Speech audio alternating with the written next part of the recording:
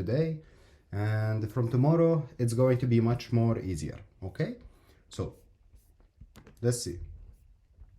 So the last thing we were speaking about was different types of antibody. We spoke about IgEs and how their relationship with the mast cells and the basophils.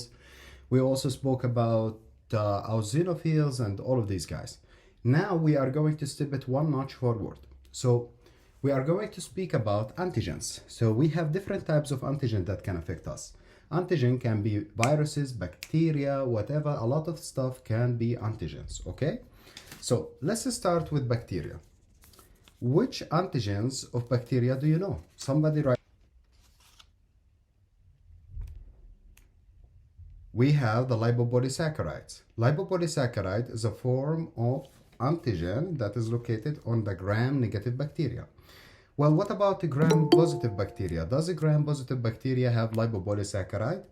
Well, actually, the answer is no. One second, guys, I have to get my phone because I cannot see your answers.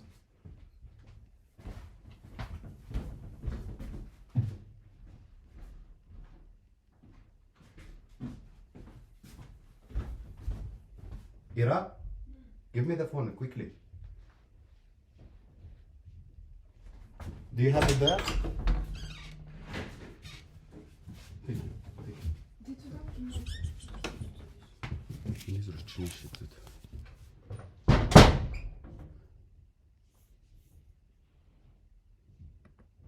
Okay, so moving forward, now we have this.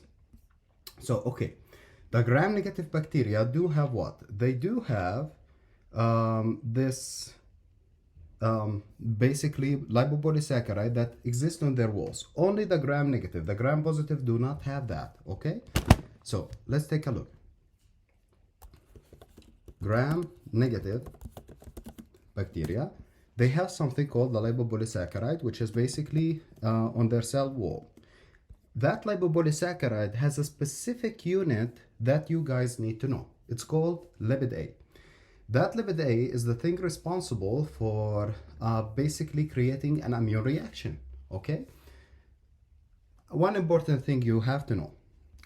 So, this thing, lipopolysaccharide, is basically the same in different types of gram-negative bacteria.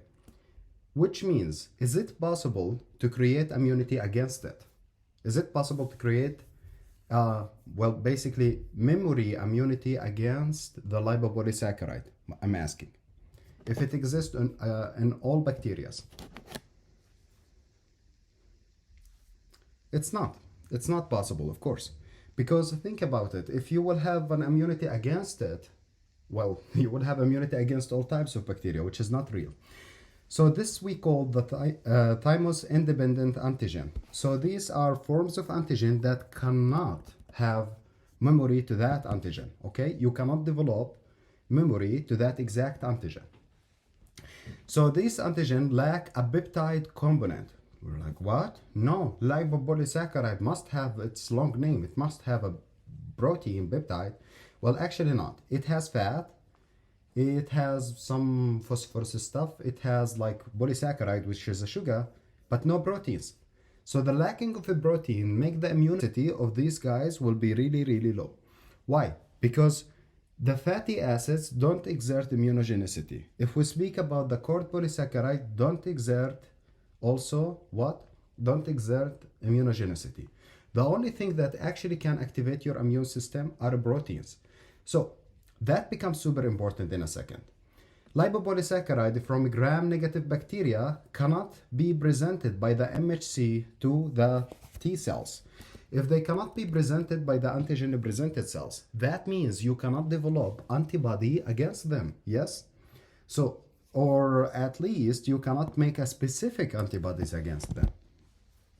So, weakly immunogenic vaccines often require a booster and an adjuvant. For example, you gave this patient a vaccine. Why do we require a booster against an exact, well, basically bacteria? Well, first time I get the strep pneumo bacteria. Exactly, no memory.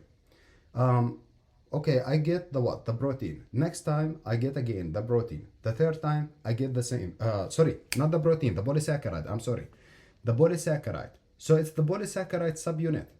So is it going to be thymic independent antigen or thymic dependent? The lack of proteins make it independent. So how can I make it stronger? Well, think about it, guys. If the problem is with the protein, I can bring the exact same polysaccharide vaccine and connect it with a protein. Exactly, combine with a protein. That's it. So, well, actually, that's correct. Good. So, yeah, capsular polysaccharide subunit of strep pneumo. We have two vaccines of strep pneumo. One of them is called the PBSV23, and the other one, the same name, but with the 13. So these both are polysaccharide, so no memory cells. Okay, we have an exposure to only the lipid. How can there be memory? Okay, because we have, you know what this 13 and the 23 stands for? Actually, this 13 and this 23 means that there is 13 antigens that we make an antibody against, and the 24 are the same. We cannot say that the capsula of the strep pneumo is a purely polysaccharide. It's not. It has some minor proteins, but they are not major proteins, okay? So we still can exert immunogenicity, but for a really short period of time, because they are super minor. Speaking about the polysaccharide subunit, can we make immunity against it? The answer is kinda, but not really. What do I mean by that? Kinda, but not really is like, yeah, you can make some antibody against it. They will work for now. But if you bring the same antigen, which is the polysaccharide, again, in a 10 years time, they will look at it and be like, oh, this is new. Why do they do that?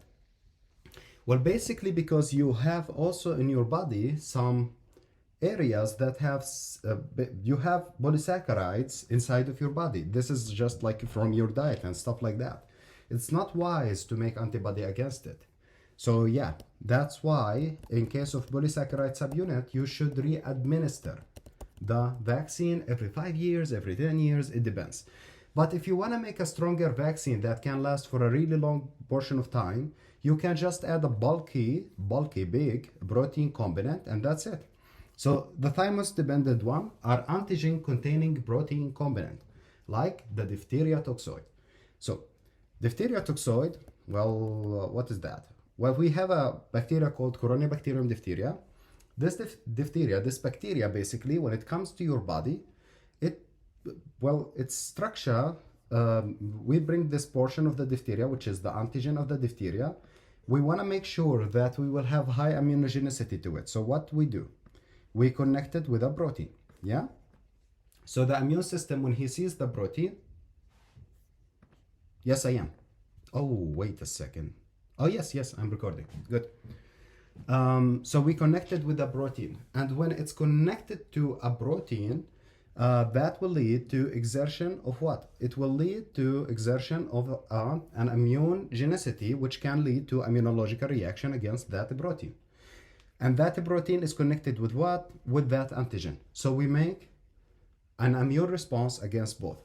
So that what is called class switching, and immunological memory occurs as a result of direct contact with the B and the T cells. T helper cells. Where are T helper cells located? In the thymus. So we call it what? We call it thymus dependent antigen. But if we are speaking about the thymus independent antigen, in case of the polysaccharide, if you remember, the polysaccharide, can we present them to the T cells? The answer is no, because they are sugar, they are not a protein. We cannot present them to the T cells. So they are thymus independent, because basically the thymus, the T helper cells will not care about that, okay? So the next thing goes something like this. Guys, I would like to advise you about an application. It's called amphetamine.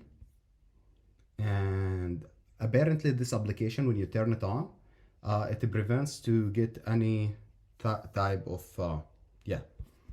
Skype notification, any type of notification, they all will stop. Okay, so thymus independent is only innate immune response independent. Yes, Yes, exactly. So, but wait a second.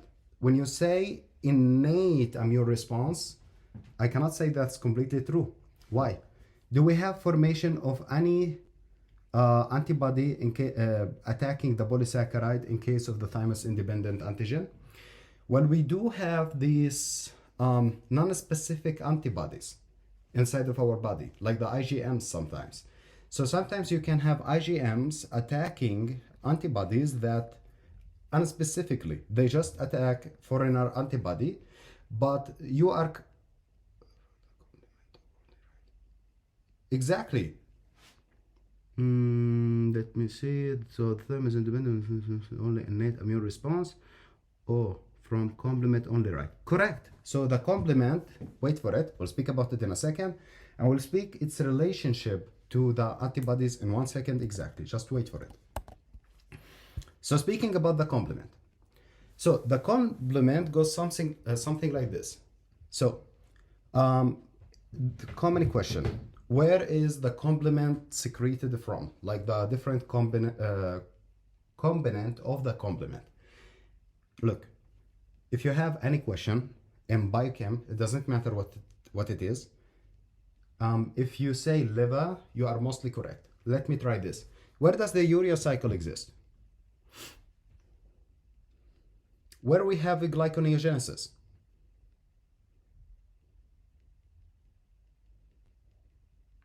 Where do we have, I don't know, beta oxidation?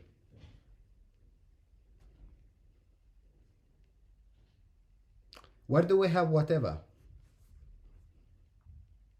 The liver. It's always the liver. Clotting factor. A clotting factor, complement, whatever. It's most of the metabolic stuff happens in the liver. Your liver has over 1,900 function.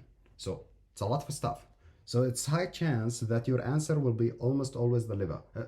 But please, I don't want someone to have a question about a glomerulonephritis and then they ask him, where is the decreased erythropoietin happen? And he writes the liver. That will be bad on me. No, I'm saying that mostly, not always. So, membrane attack complex defend against gram-negative bacteria.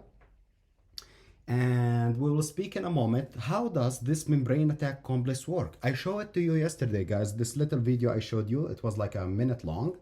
And for the ones who missed yesterday class, I'm going to show it again because, you know, guys, now it has a meaning, okay? Just a second. Okay, I showed you this one. Let's see today this one. Okay, so you can see the IgG is connecting, another IgG. And here we go. This is the C1 of the complement, okay? It cross-connect to IgGs. And the complement cascade start to work. See, now the cascade is forming against each other, and now they have created a bore. Now the bore is becoming bigger from C5 to C9, creating the bore. After the creation of the bore, you will have what? Osmotic exchange of the material, which means water from the outside of the bacterial cell is coming inside of the bacterial cells. So what will happen to the bacterial cell? It will burst. That was not a part. Membrane attack complex. So if you take a look here, inside of your bloodstream, there is this foreign body, which is the bacteria. Yeah? So what will see it? Something will notice it, which is basically the complement. The moment the complement notice it, be like, huh, so the complement will start attaching to each other, and they will start formation of the membrane attack complex. Then they will stuck to the bacteria, and the membrane attack complex will attach into it. And notice what happens here? Osmotic damage, water coming from the outside to the inside, and then boom. Yep, come and hit it. Exactly. So how it just explosion, big explosion. Why? Because there was what happened? The membrane attack complex has formed, which led to water coming from the outside of the bacterial cells to the inside of the bacterial cells, and that led to the cell to basically rupture. Okay, So membrane attack complex defends against the gram-negative bacteria, as you saw, guys. So there is something called the Ch50 test, and we use it to check for the complement activity. But you need to know that the complement has three ways to activate. It has the classical pathway, it has the alternative pathway, and it has the lactin pathway. We'll speak about each one of them. So if we speak about the Ch50, it's speaking about the classical pathway. So it's speaking about the classical pathway. So let's speak how do we activate it. Guys, the video I just showed you, not the second one, but the first one, how many IgGs it took us to activate the complement pathway? How many IgGs? 2 IgGs, excellent. Remember in the video, 2 IgGs connected to the bacterial cell. So if this is a bacterial cell, it required 2 IgGs to connect. So, and after that, we had a cross-linking with a complement between them, yes? So this is important. If they ask you how many IgGs, it's 2. But guys, do you remember when I told you yesterday about the sizes of IgG and IgM? Which one was bigger in size? Was it IgG or IgM? IgM, excellent. So IgM is much bigger. So I want you to note this. You need only one IgM molecule to activate the complement system. This is a common question. You need one IgM to activate the complement system, and you need 2 IgGs to activate the complement system. Okay.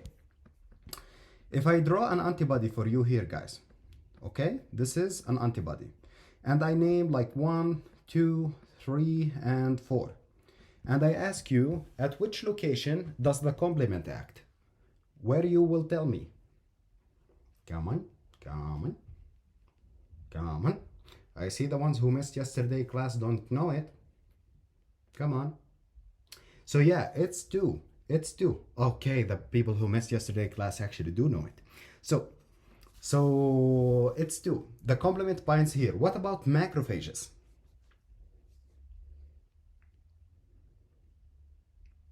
One and 2. Excellent. Just remember what I told you yesterday. It's an M. It binds to both of them. One leg here, one leg there. While the complement is like, I imagine it as the cervix or the neck of the antibody, so it binds here. Okay, excellent. They do ask about both of these questions, by the way. You will see it in New World. So this is the classical way of activating the basically the complement pathway. So let's speak a little bit about it. Let's go a little bit deeper. So here is the classical way. It's started from C1. By the way, GM makes a classic cars. It's the mnemonic that tells you, like, you know, this company BM, yeah? So GM makes classical cars. Yep. So BM, GM, well, if that works for you, it's good. I just remember that the IgM is big, so it requires one of it to activate the complement system, the classical pathway, and 2 IgGs to activate the to activate also the classical pathway, but you need 2 of them. Okay, so classical pathway, it's an antigen-antibody complex. So you have an antigen floating around, which is mostly like from bacteria, it could be from virus, it doesn't matter. But it has this specific antibody, okay? So this is specific antigen, This is specific antigen, and then you have an antibody attaching to it. Okay, so antigen, antibody. Now the complement comes. Which complement? The C1. Will it bind to 1 or 2? Tell me, guys, will it bind to point 1 or 2, the complement on the antibody? Yes, it will bind to 2. So after it binds to 2, what will happen? That actually the antigen is supposed to be here, and it binds to the epitope of the antibody.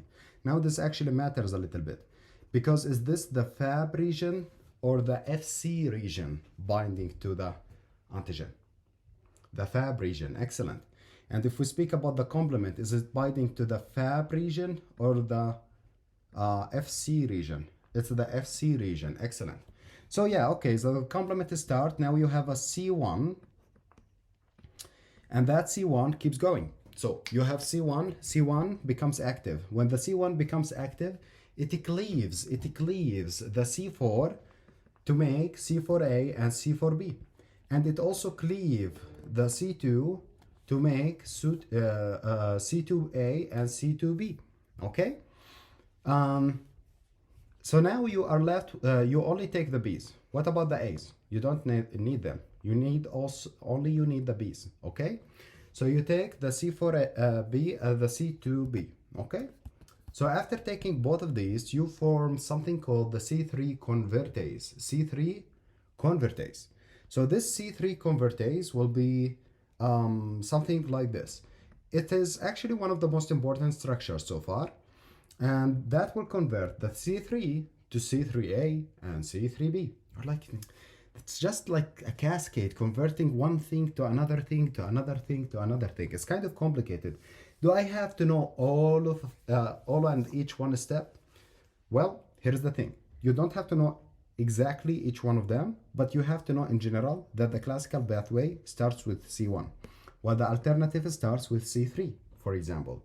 You need to know that regardless if you use an alternative pathway or a classical pathway, you will always end with the same thing, which is what? A C3 convertase. So the C3 convertase will lead to conversion of C3 into a C3B. This is C3B. When it happens, what will happen? You will have activation of something called C5 convertase. This C5 convertase, when he gets activated, he has C5A and C5B. Each of these has its function. So now this becomes important. Anything before here, you just needed to know, is it alternative or classical, according to which have started it? Yes. So if it was C1, that was a classical, and it was started by the IgG and the IgM. Alternative, in the other hand, leave it for later. I'll speak about it in a minute. So at this point, you have the formation of C3b, which is important. Why? Because it activates the C5 convertase. This C5 convertase, as always, will convert the C5 into C5A and B. So this C5A and B will do one thing that is super important. The B subunit here will do something. What it will do? Well, this C5 will go and lead to formation of membrane attack complex. You remember the circle-like structure I just showed you in the animation? So yeah, it will just create a pore inside of what? Inside of the bacteria. If this is the bacteria, it will create a pore in it. And that will lead to movement of a fluid massively inside of the bacteria, which will lead to the bacteria to burst. So we call that MAC. This is the membrane attack complex. MAC stands for membrane attack complex, which lead to lysis and cytotoxicity of the cell. So, in short, the complement pathway is responsible of killing this cell. Okay, good. So that was the classical pathway. So, classical pathway, we are happy with him. Let's speak about the alternative pathway. So we have something called the alternative pathway. Well, some microbes have surface molecule. It could be bacteria, fungi, it doesn't really matter, but they have some surface molecule inside of them. For example, you know what? Let's give an example that we know about really good. Our friendo, COVID. So this is COVID. So COVID, what the protein it has on its surface, guys? Does anybody know which protein is located on the surface of COVID?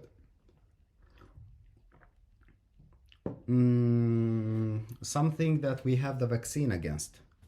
So the Pfizer vaccine, the Moderna vaccine, all of these guys. Exactly, the spike protein. So the spike protein is located at the surface of the COVID virus. And yeah, so we actually make the vaccine in a way that I will explain later, like in immunology, actually, I will describe how we use, how different vaccines actually for COVID work. But if we speak about this virus, which is the COVID, on its wall, you can see a glycoprotein, which is the spike protein. So if we speak that you did not get vaccinated, you did not. You got the real deal. You got the actual virus. What will happen to you? Well, let's take a look. inside of your body, there is a C3 going by, okay? And it will notice this antigen, be like, oh, okay, this doesn't look good, let me attach to that. So the C3 will attach to your, basically, not yours, the COVID's spike protein. And that will lead to activation of the complement system. But its activation, we call it the alternative system. It's the other system activation. Okay? So we have alternative microbe surface molecule will be detected by the C3, and the C3 will be like, okay, I see what is happening here. Let me convert C3 to C3b. And why did this happen?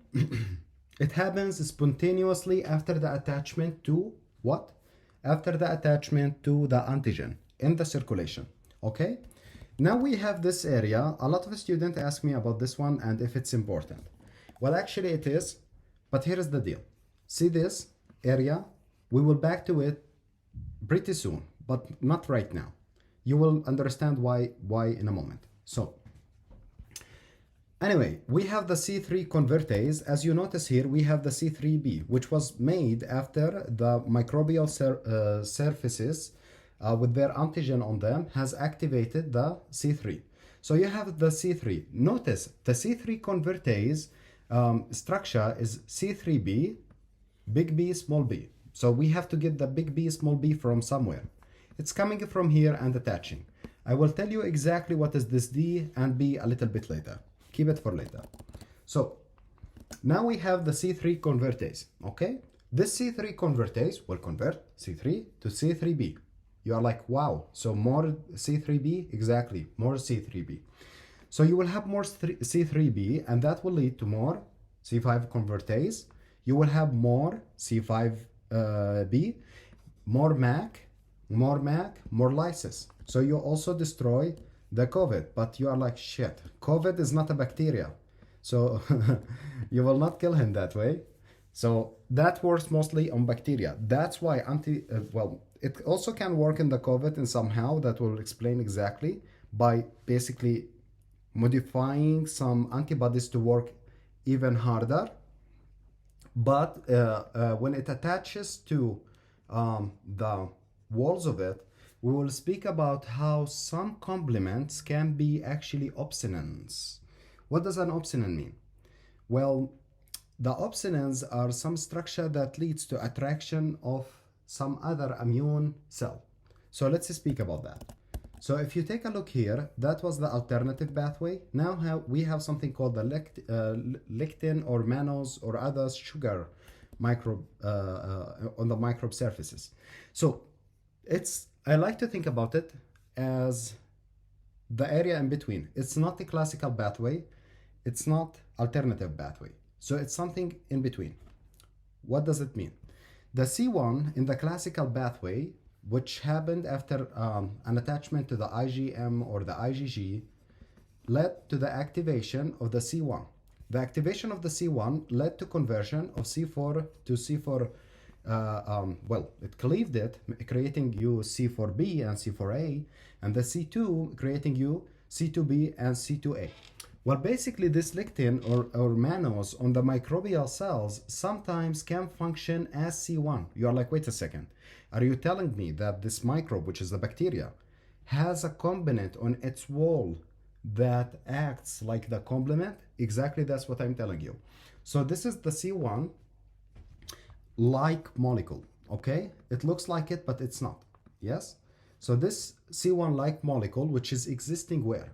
It's existing on the surface of the bacteria or the microorganism, will lead to the activation of this system.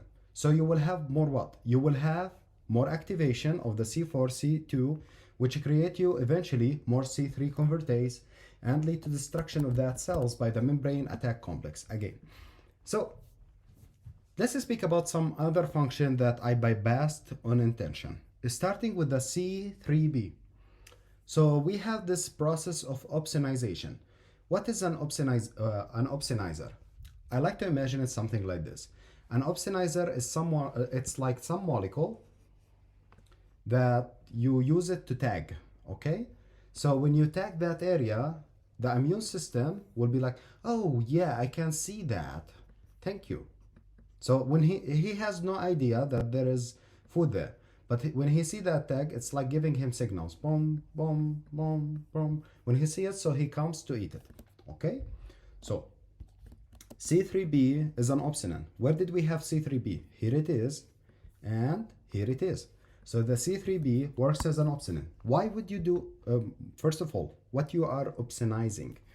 Well, you are opsonizing macrophages, basically, and other immune cells, like neutrophils.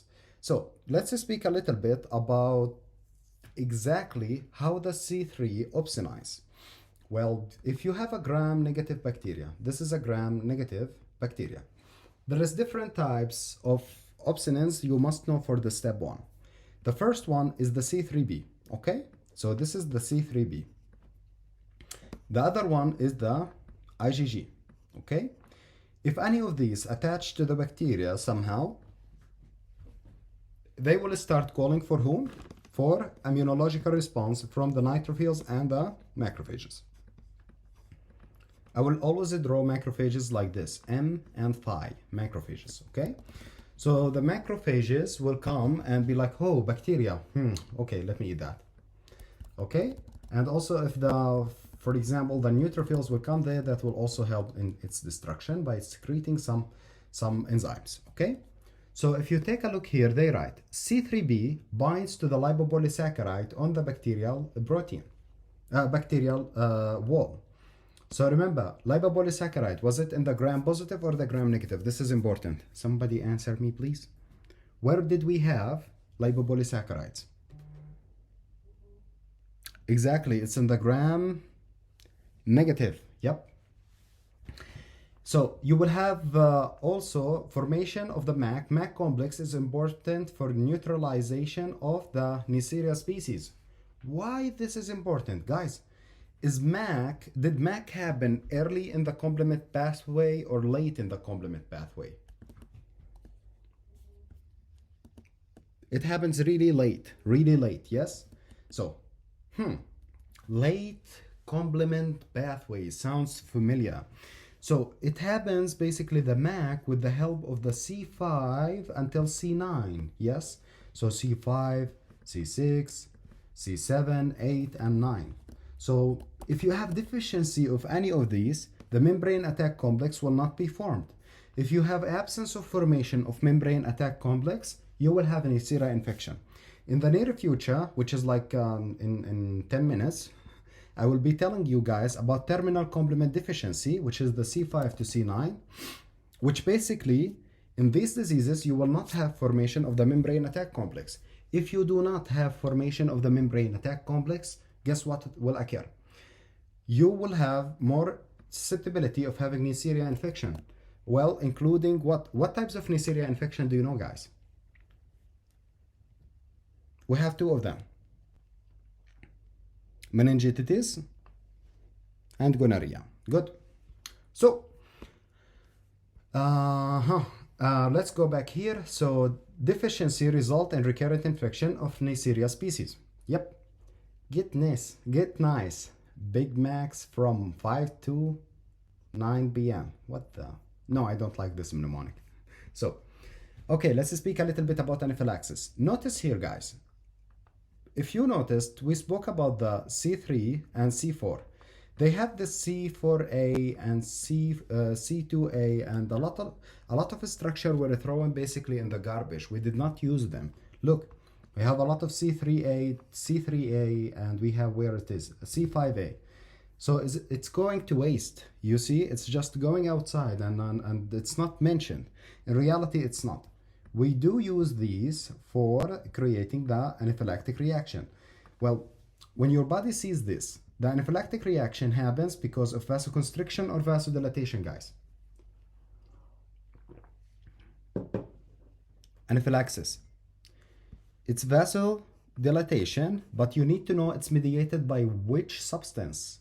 Which substance leads to anaphylaxis? It starts with histamine. Excellent, histamine. And who secretes histamine? Mast cells, basophils, eosinophils. Good. And these need to have some signal for activation, which is these guys, okay? It can be IgEs as well, but also these will do the job, okay? Leading to anaphylaxis. Okay, the next one is the C5a. It was one of the component that went to waste, this guy. So this C5a is basically leading to neutrophil chemotactic. So yeah, you need to know that C5a, it's a factoid that you must memorize. You will see a questions on it on your word, I think 3 questions. They keep asking you, what is a neutrophil chemotactic? And you have to say it's C5a. It's a boring factoid, but you must memorize it. Basically, the C5a calls for reinforcement. So you use the C5b to do what? To create the MAC, yeah? And you killed the cells, yeah? But the C5a here was like, okay, my brother just left me to die, so I must do something. Let me call for help. So he goes and work as a chemotactic, calling for neutrophils. So, okay, good. So the next point is the following. Here they mentioned that the C5b until the C9 led to the cytolysis. So guys, what about the C5a? That was calling for help. The C calling for whom? Neutrophil to come and help. So the next thing here we have opsinins. Opsinins include, I told you, we have only the C3b and the IgG. And what are opsinins? Can somebody tell me what are opsinins? What is the function of an opsinin? Tag. Okay, good. It's marked. It's marked for destruction. Good. So the C3b and the IgG are the 2 primary opsinins in a bacterial defense. We have bacteria, and you will have tagging of it with the C3b and IgG, which basically just tag it. It's like, yeah, this is not us, kill it. And the phagocytosis will be enhanced. Which cell do phagocytosis?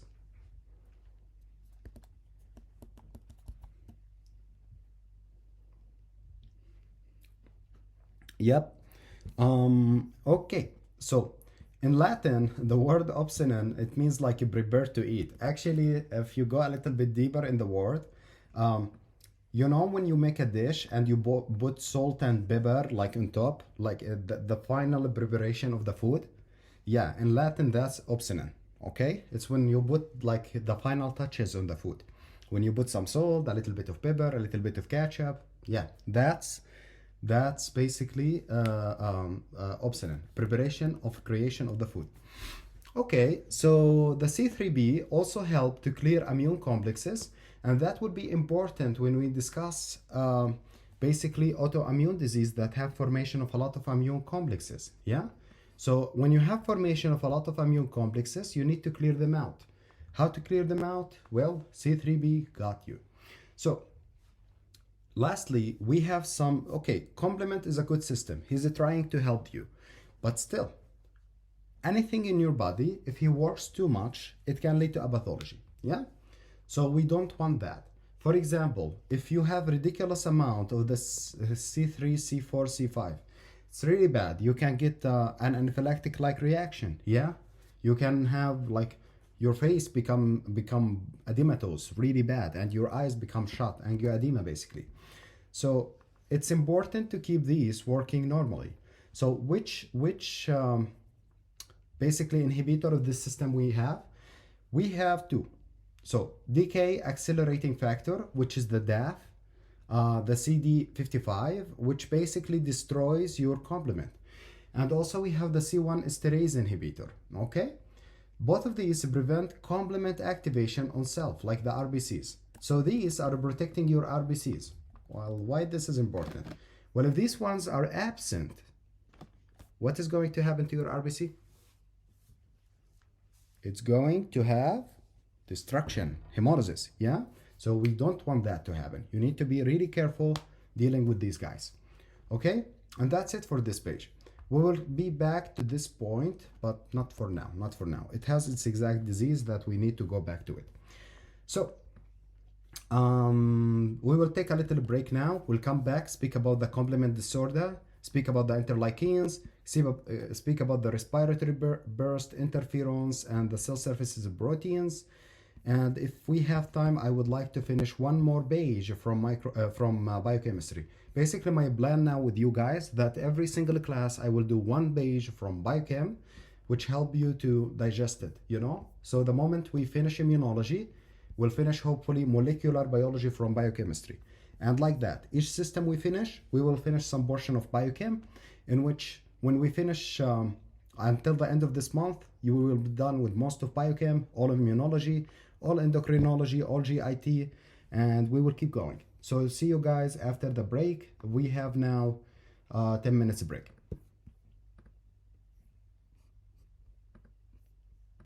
Okay, everybody, let's continue.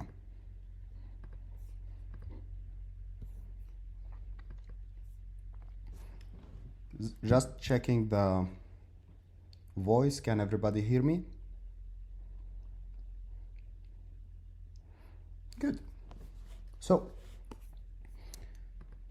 we started to explain all of the complements and how do they work, and how is the classical pathway, alternative pathway, and all of this stuff.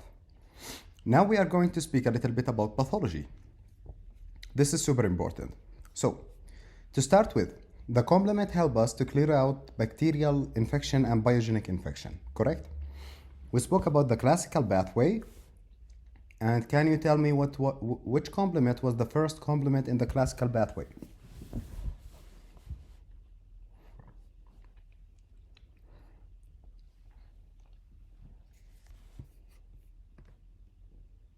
Yes, the record is on.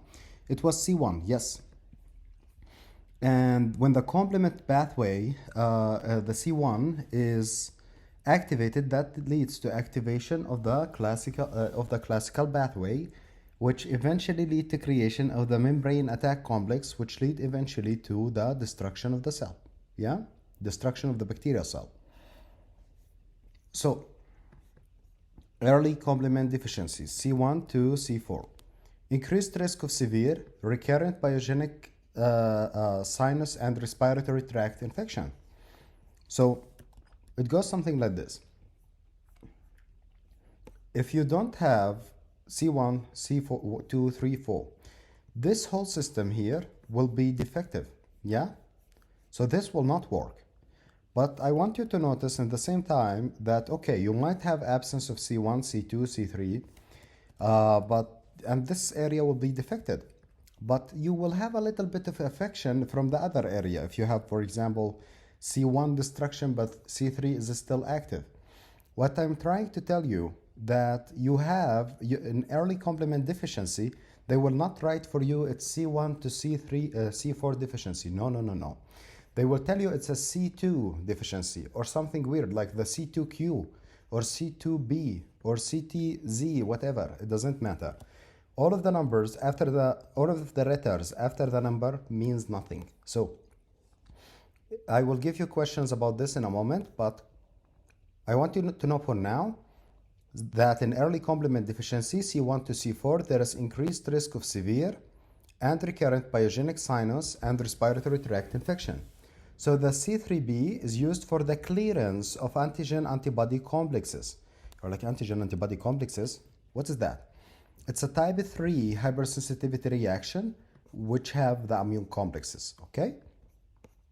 Like for example in lupus. So in lupus, we have a creation of antibody, antigen, complement together. So let's speak about these for a second. In lupus, guys, does anybody know what lupus mean? I don't mean the disease. What does it mean, the word? What does the word lupus mean?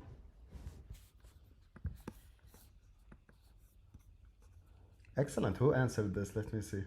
Excellent. Good. So a lupus means a wolf. Okay. And if you look at a wolf, you will see that they have this cute looking butterfly rash on their face. Well, that's their hair basically around their eyes. Yeah. And when you see that, oh yeah, that's it. That's a lupus.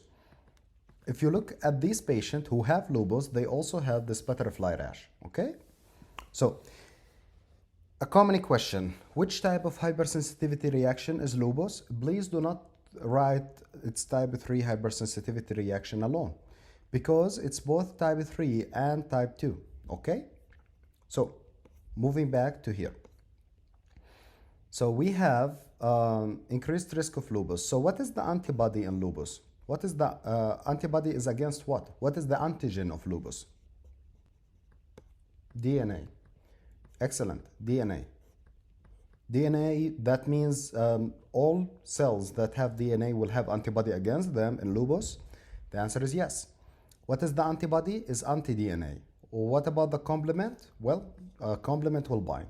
When complement, antigen, and antibody bind together, we call it an immune complex. And it's a type 3 hypersensitivity reaction.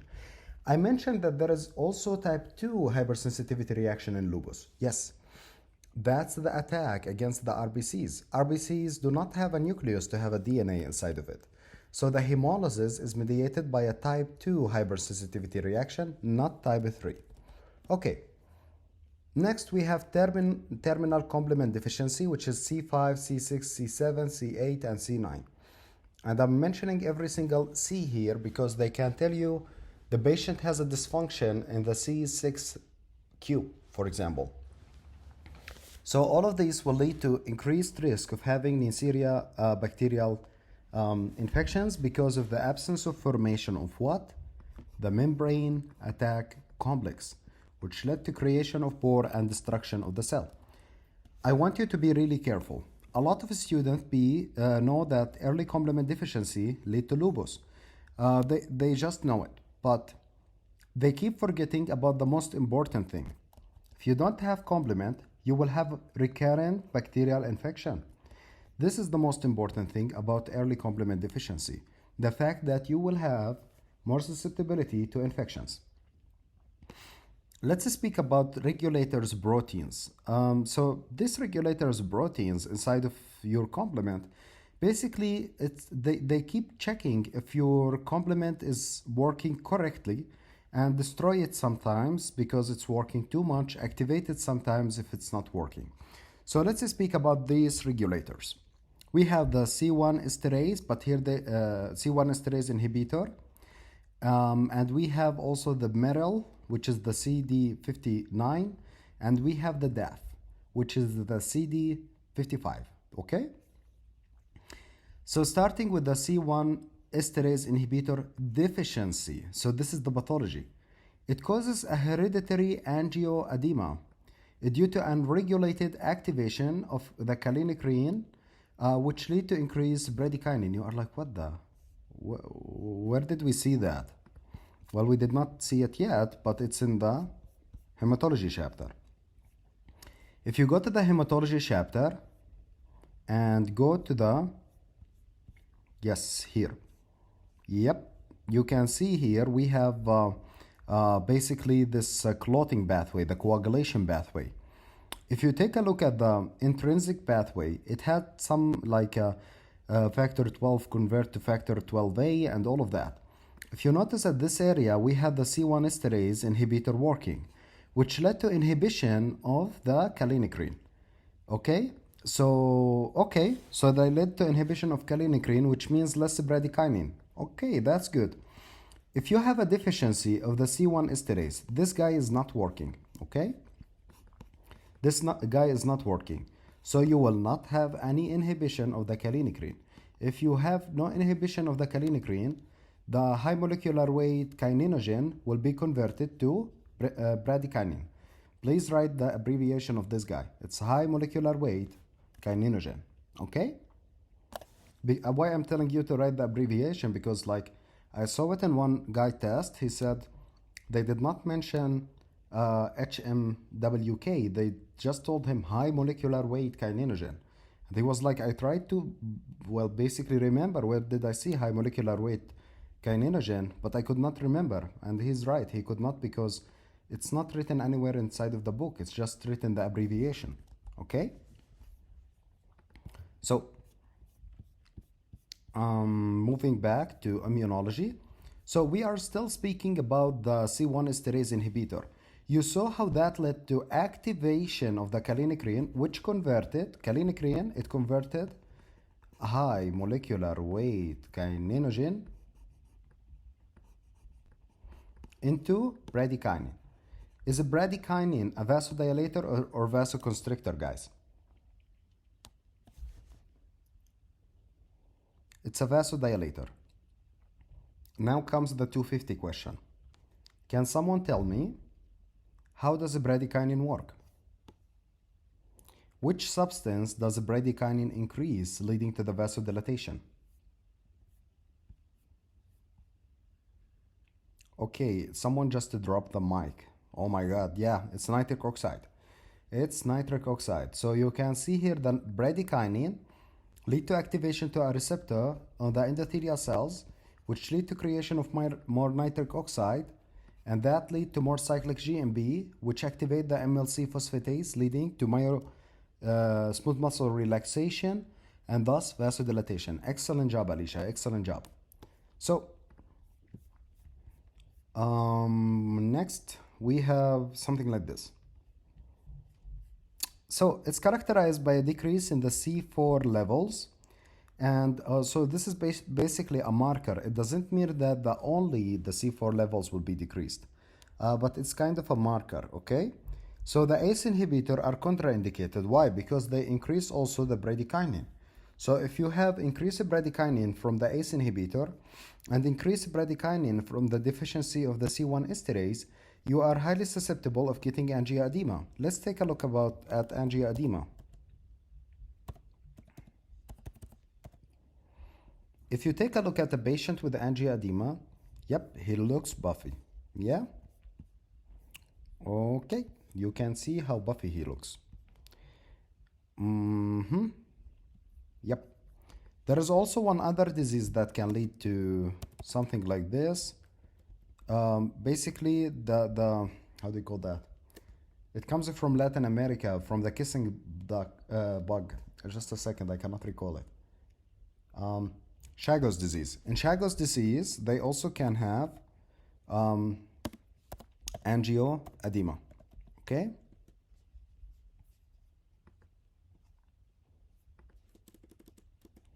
But acutely only. Okay? Yeah, cruzy eye. Exactly. So if you look at it, it will lead to the angioedema, but it will occur acutely after the bite. And these kissing bugs kiss you inside of the mouth. Not that romantic. Okay.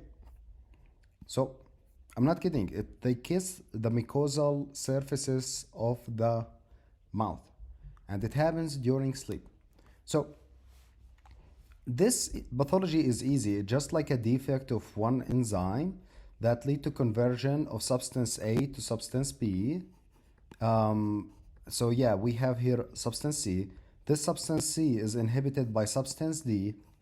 And if this substance D does not exist, you will have overworking of substance C, which lead to more production of substance B. Now, your job, guys, to tell me in this pathology, what is each one of these particles I just drew? What is substance D? I said it's deficient in this pathology. Just write the first letter.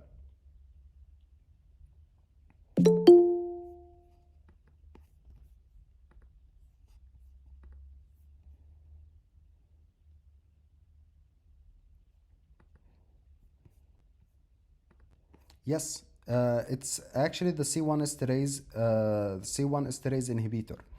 And when this C1 esterase inhibitor does not exist, done, it's gone. So what will be functioning more? What is substance C? What is substance C? Kallikrein. Excellent. And what is substance B?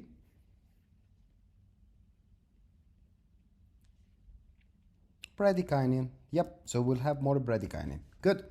So now we'll speak about the more important pathology for your step. You will see it.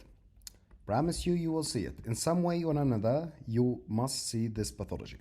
First of all, it's written in a not good way in first aid. So I want to explain it first and then show you what's written in first aid. So, yep, my favorite picture. Okay. So if you take a look at this, you can see the C55 and you can see the C59. What are these? These are the inhibitors and the regulators of your complement pathway, yeah? So if you take a look at this C59, it blocks the binding of the C9. If you don't have C9, can you have MAC? No MAC, no membrane attack complex. That means no lysis. What is this cell? It's an RBC, neutrophils, and a platelet. That means if you have C59, you are protected from having hemolysis of your RBCs and the neutrophils. Guys, notice here. Yeah, you are protected from having the anemia. Exactly. So you will not have anemia if you have these guys. This is 1 and this is 2. The DAF, on the other hand, which is the C55, it prevents the C3 convertase formation. Okay? So if the C3 convertase does not exist, eventually you will not have what? You will not have, well, multiple steps, but you will not have membrane attack complex as well, which lead to absence of hemolysis of this cell. So you notice something. Both this DAF and metal are located on this triangle, which is like a hook that without it, the metal and the DAF cannot bind to the RBC and protect it. So you must know about this. It's called GBI. GBI. If you ask me about the word, I promise I really don't know it. I have to read it every single time. It's because of this. This is the word. It's a glucosyl phosphatidylinositol. I'm sorry, but I cannot memorize that. Should you? Of course. You are a medical student. You have to memorize everything. I don't. But yeah, I'm serious with you guys. You need to recognize it. You don't have to memorize it, but you need to recognize it. Like, you see it and be like, ah, I know what that is. It's the GBI. So, moving back here, this GBI is just like a structure that you have the complement inhibitors located on it, okay? So, if it does not exist,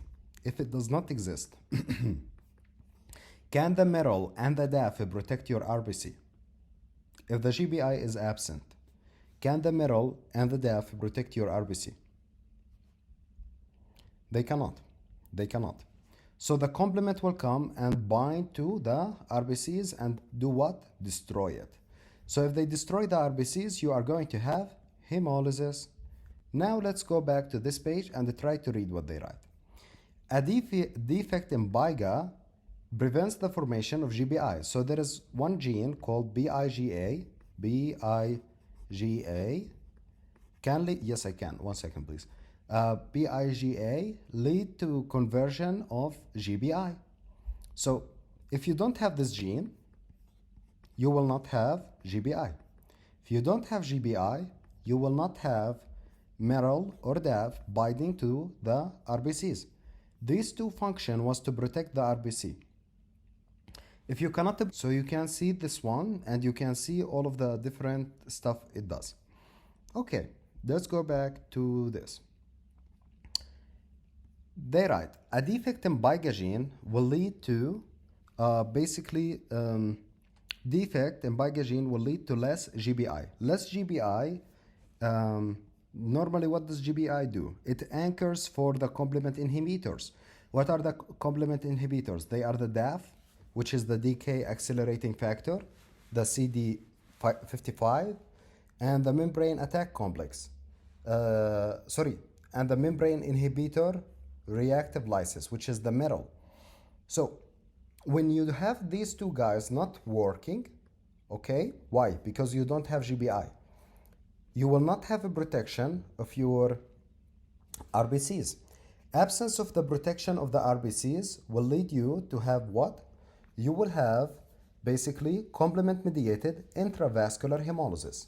So let me speak with you guys a little bit about hemolysis. The hemolysis can be either intravascular or extravascular. If we speak about intravascular hemolysis, it's mostly related to one thing. So intravascular hemolysis, where it's occurring inside of the vessel. What about extravascular hemolysis? Please write a note. Extravascular hemolysis occurs in the spleen and the liver. Okay? So here we have intravascular hemolysis. If you have intravascular hemolysis, you have bursting and destruction of the RBCs. What will the RBC release from the inside of it, guys? Can someone tell me what the RBCs will release if it's destroyed? The hemoglobin, okay, so it will release a lot of hemoglobin. So that hemoglobin, after it's released, will convert to something else. What it will be converted to? Hemoglobin. Yes, excellent. Hemoglobin becomes biliverdin. Biliverdin becomes bilirubin. Bilirubin, unconjugated of course, become conjugated inside of the liver. But let's stop here. If you have a lot of bilirubin, what is going to happen to your sclera?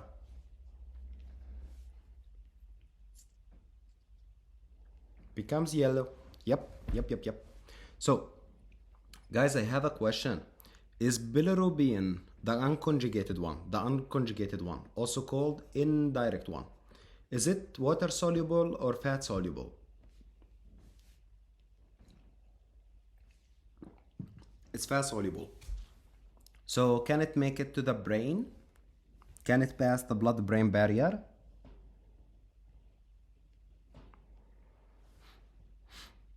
Yes, of course it can. And that can lead to a pathology called kernicterus, in which it will be depositing inside of your basal ganglia and can kill you, okay? So that's why it's important. If we speak about conjugated bilirubin, is it water soluble or lipid soluble?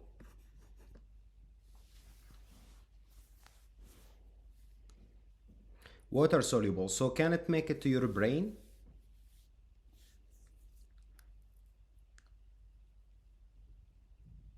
Can it go to your brain? If it's water soluble, can it go to your brain? Remember, brain is just like McDonald's, full with fat. Yep, it cannot make it to your brain because it's water soluble. Water and fat don't mix, okay? So it will not go to your brain, it will go to your urine instead, giving you a weird looking urine, like it will look like a cappuccino. So the hemolysis here is intravascular, so you will have more bilirubin, both conjugated and unconjugated, but mostly unconjugated. So also, in addition, you will have one more thing. You will have a lot of hemoglobin, like free hemoglobin. These free hemoglobin bind to something called haptoglobin. Just remember, anytime you have a free hemoglobin, if it's a free hemoglobin inside of the circulation, it binds to the haptoglobin and the haptoglobin decreases, okay? So you will have low haptoglobin and you will have dark urine, okay? So the next concept I want to add to you that these patients also have one more thing.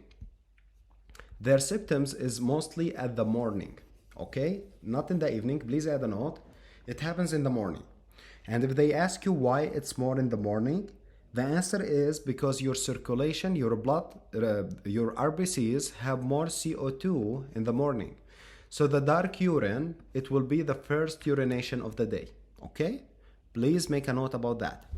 So they have more CO2 inside of their urine, inside of their plasma, leading to them being more precipitated to intravascular hemolysis, which lead to them having more dark urine in the morning, after a long night's sleep. So it also can lead to some venous thrombosis. This is important. Like for example, it can lead to Budd-Chiari syndrome. Let's speak about Budd-Chiari syndrome. To your liver, you have two vessels going. So you have your portal vein and you have also your hepatic artery. What is coming out from your liver, guys? Can somebody tell me what goes out from my liver?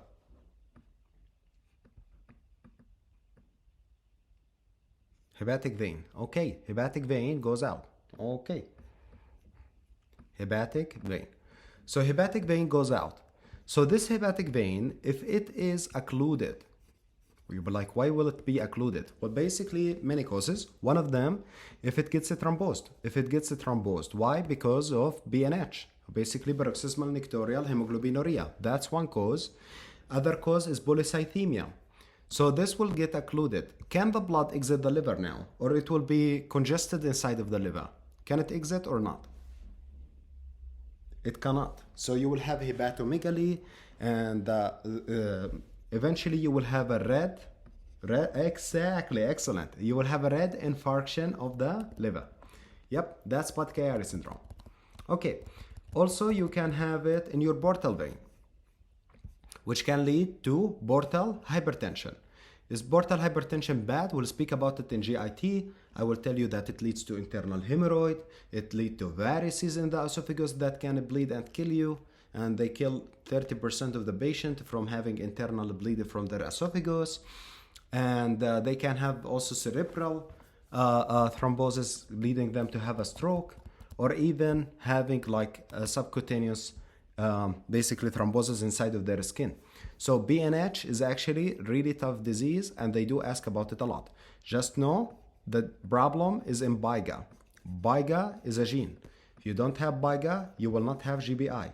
If you don't have GBI, you will not allow the metal, which is the CD59 and the DAF, to attach to your RBC and protect it. Remember, these are the protectors. No protection. If these do not exist, you will have hemolysis. Done. That's the pathology. That's everything you have to know about it. When you have the hemolysis will release a lot of hemoglobin. Hemoglobin will be binding to the haptoglobin, decreasing its number. Also, you will have a lot of bilirubin. A lot of bilirubin lead to jaundice. It's water soluble, so it can make it to the brain. If it goes to the brain, it can lead to neurological symptoms and kernicterus. Excellent. Let's speak now about some other concept. We have important cytokines we need to discuss. I have to tell you one thing, guys. Please know this mnemonic. It will save your life so many times. It's ridiculous how many question you can answer from this little mnemonic. So important cytokines we'll speak about. We have interleukin 1, 6, and TNF. This is high yield. If you have a bacterial infection and you have fever, chills, and all of these systemic symptoms, and they ask you, oh, well, acutely, this patient had fever, chills, and he had night sweats and stuff like that. What is the mediator of that? Start looking for these three: interleukin 1, interleukin 6, and TNF alpha. Then recruit. The recruitment happens with the help of interleukin 8, which mostly recruit in neutrophils. Do you remember which complement also recruited in neutrophils, guys? We spoke about one complement that used to attract neutrophils. It was chemotactic for... Excellent. Yes, exactly. It's C5a. I told you that the C5b has gone to make what? The C5b went to make the membrane attack complex, while the C5a just ran away to get more help. Yes? So yeah, you are right. The C5a gets recruitment, does recruitment, and also the interleukin 8. Speak about who makes it. So also we have the interleukin 12, which is also, we'll speak about it, and it's a relationship of attracting macrophages and basically creating immunity against Mycobacterium tuberculosis in the near future. So starting with the interleukin 1, it leads to fever. Before we speak about these interleukins, I want to speak about the mnemonic. There's this mnemonic, it's called hot tea bone stick. I have to say it's the best mnemonic in the whole book. Hot. Interleukin 1, which is the first thing, is hot. Okay? Then T. Interleukin 2 stimulates the T cells. You're like, what? Yeah, interleukin 2 stimulates the T cells. Notice here, guys. See interleukin 2? It stimulates the T2 helper cells, which was responsible for the cellular stuff, cellular immunity. Yep. So let's go back here. So it stimulates the T cells. And the interleukin 3, hot T bone. So it stimulates the bone marrow. What does the bone marrow make?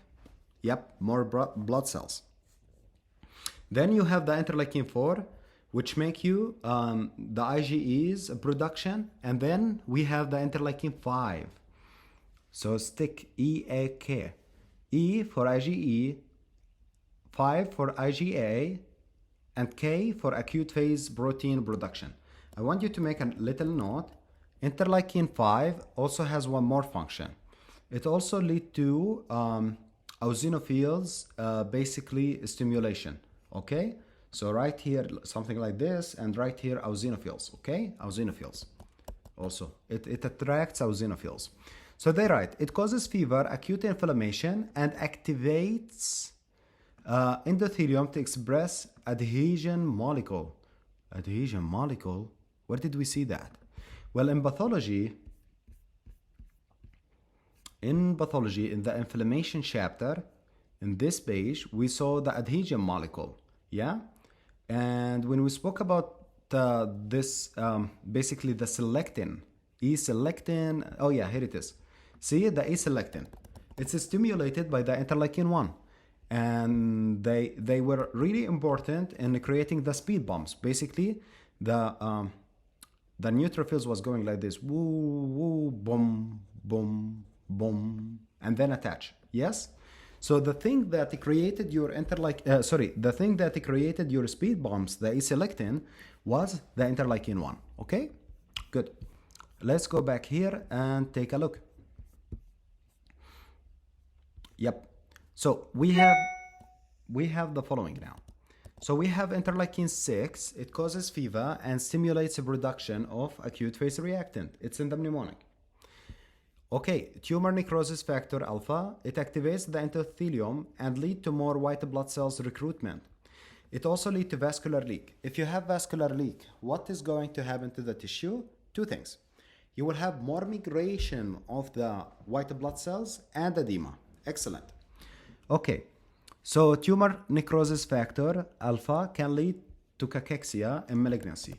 This is a really common question. They ask it a lot, and I believe that there is a full topic in first aid speaking about cachexia, but I just want to give you general info about it. Just show it to you really quick. So a cactic patient is basically a patient that when you look at him, you'll be like, wow, that's too much. So you can see the cancer cachexia, they look really thin, and their bones is really weak as well. So you must know that this happens because of two things. Number one, the inflammatory cytokines destroying his body. But number two is something we spoke about in the tumors that lead to consumption of ridiculous amount of glucose. Which process consumed a lot of glucose, and we spoke about in case in neoplasia. In neoplasia, we spoke about some process that happens and it led to consumption of a lot of glucose. Wow, yeah, exactly. The Waterberg Effect. There is something called the Waterberg Effect. This Waterberg Effect, it means that basically your body is consuming a ridiculous amount of sugar. Well, not your body, you're the cancer. Well, why the cancer is consuming a lot of sugar? Because cancer don't do aerobic glycolysis. See, the Waterberg Effect, it shifts glucose metabolism away from the mitochondrial phosphorylation, which uses oxygen, towards anaerobic glycolysis.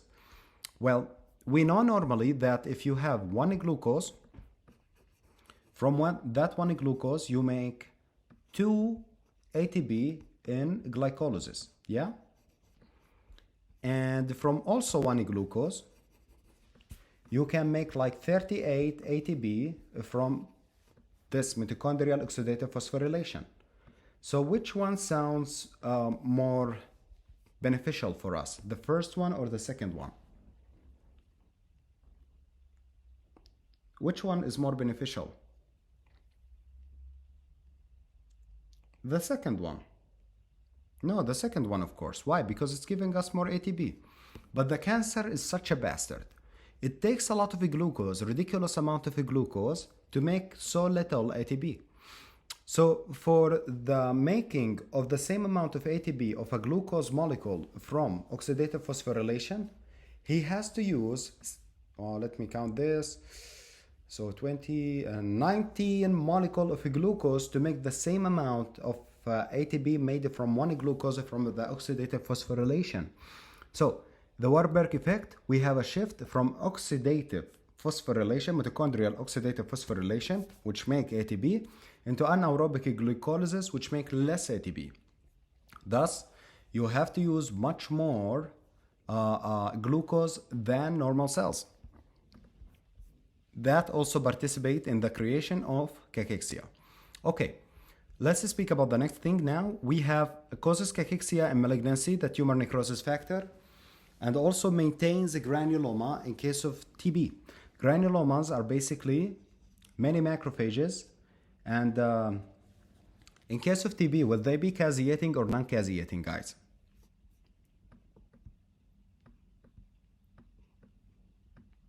Granuloma. Well, in case of TB, I said it will be caseating. Yep.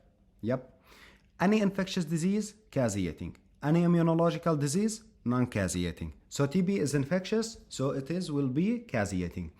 So this TB is in the middle, granuloma is around it, and they are made out of macrophages, and it's maintained by the tumor necrosis factor alpha.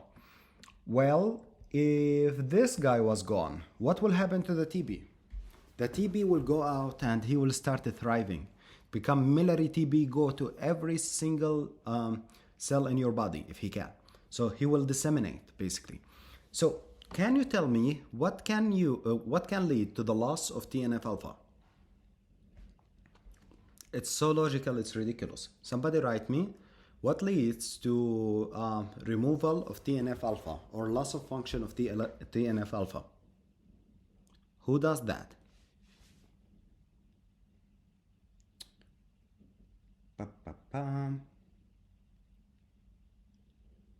Okay, it's the TNF alpha inhibitor, logically. So there is some drugs called TNF alpha inhibitor. So these TNF alpha inhibitor lead basically to absence of TNF alpha. So the granuloma cannot be maintained anymore, and that leads to disseminated TB. So interleukin 1, 6, and TNF alpha can lead to fever and sepsis. Okay, let's speak about interleukin 8. Interleukin 8 is like C5a, it can lead to chemotaxis. So, which means that this patient basically will have what? Well, if you have chemotaxis, it means that major chemotactic factor for neutrophils, which means basically you will start calling more neutrophils to join. Yeah? So clean up on IL-8. Neutrophils are recruited by interleukin 8 to clear the infection. Good. So speaking about the next one, we have interleukin 12. So interleukin 12 goes something like this. We have interleukin 12 induces differentiation of T cells into a T helper cells. Okay? So interleukin 12 convert T cells into T helper cells. And that activates the natural killer cells. Okay? So you're like, what is T helper 1 cells? Well, T helper 1 cells was responsible of the antibodies, if you remember, the humoral stuff, yeah? And yeah, basically, when it was overproduced, that led to basically what? It led to increase T helper 1, which activated the natural killer cells, which help you in the formation of this guy, a granuloma. So to form a granuloma, you need interleukin 12. I will tell you later about a disease in which the patient have interleukin 12 deficiency, and I will be asking you which disease they are at high risk for. And I want you to tell me that it will be granulomas. And the reason that it is a granuloma is, sorry, not a granuloma. They cannot form a granuloma. It will be TB. Why? Because they cannot form a granuloma. They cannot contain the TB, so the TB will be disseminated right away. So hot T, interleukin 2, it's secreted by T cells. So all of these cytokines here, guys, all of these are secreted by macrophages. So now we speak about these guys. They are secreted by the T cells. They stimulate the growth of helper and cytotoxic and regulatory T cells, basic and natural killer. Basically, interleukin 2 activates all of the T cells. That's what I want you to know. Interleukin 3 lead to growth and differentiation of the bone marrow stem cells, and it functions like GM-CSF. What is this GM-CSF? It's well, basically a growth factor that leads to growth of A granulocyte, that's the G, and the monocyte, well, basically macrophages, okay? So next we have T helper 1 cells, which was responsible for, you tell me guys, T helper 1, was it responsible for the humoral stuff or the cellular stuff?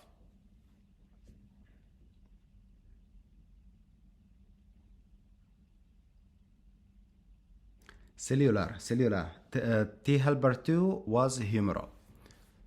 Okay, so it secretes interferon gamma secreted by natural killer cells and T cells in response to an antigen or interleukin 12. You're like, wait a sec.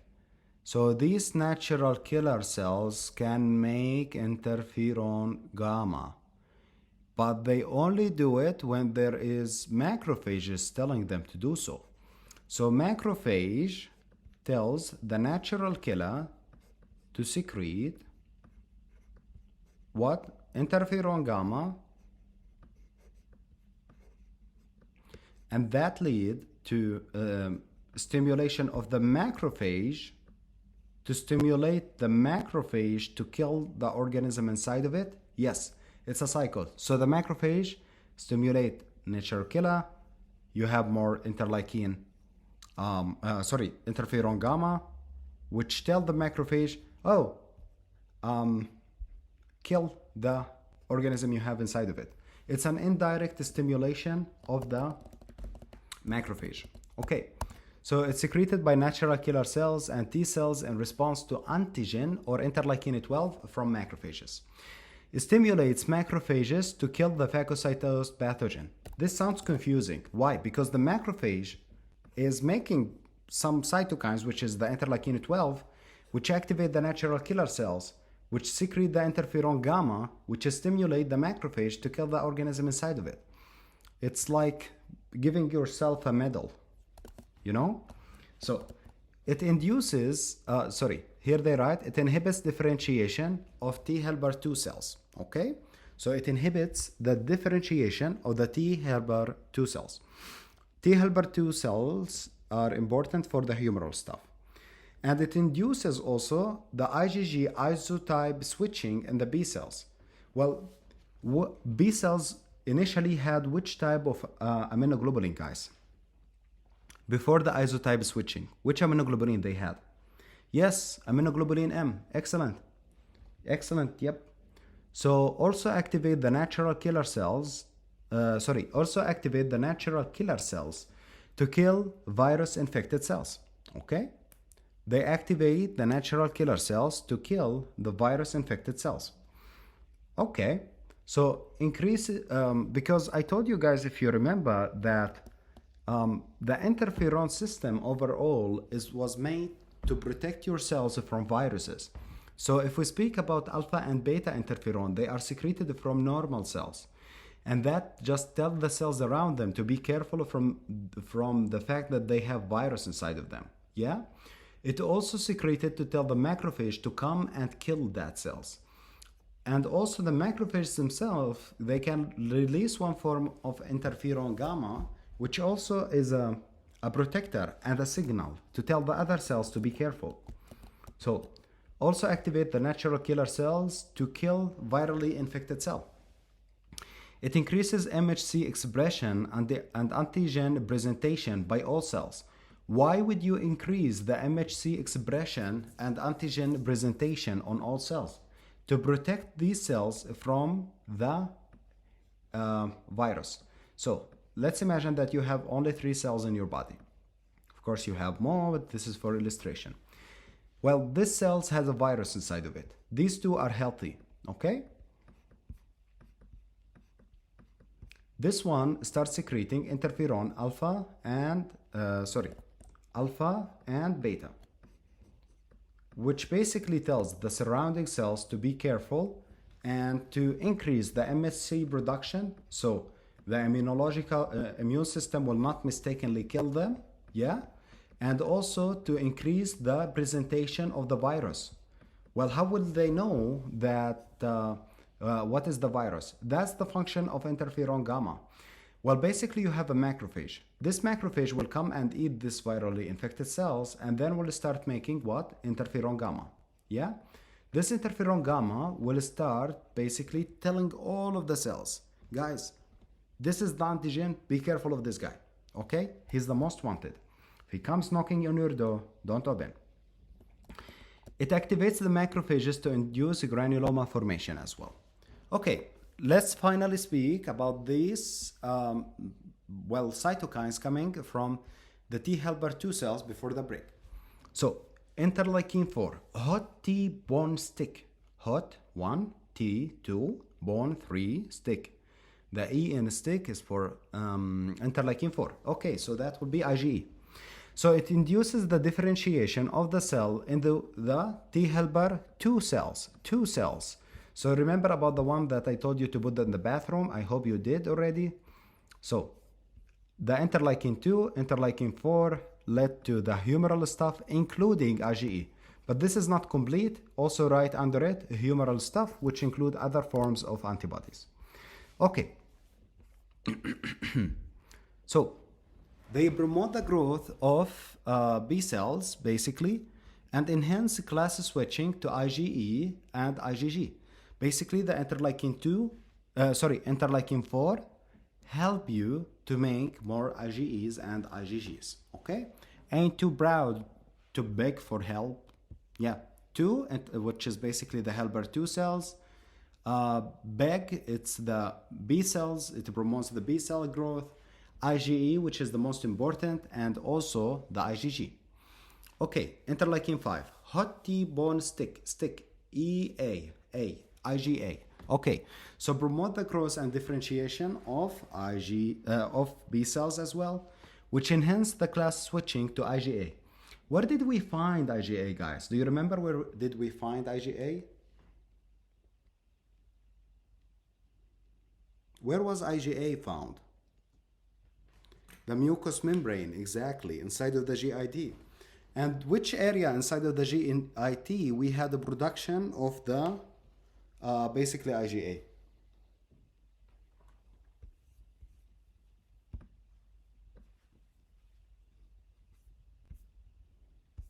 Yep, basically it's the Bayer's batches. Excellent. It's the Bayer's batches, which are located at the distal portion of the ileum. Good. So next we have the following.